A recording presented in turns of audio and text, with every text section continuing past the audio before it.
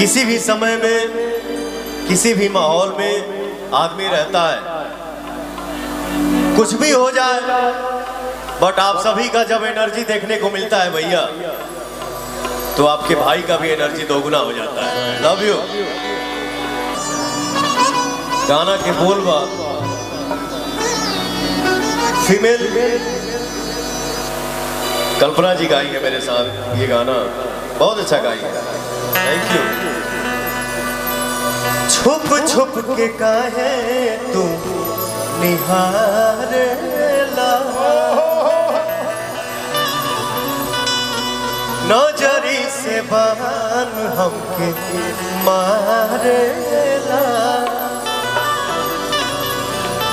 छुप छुप के काहे तू निहारेला,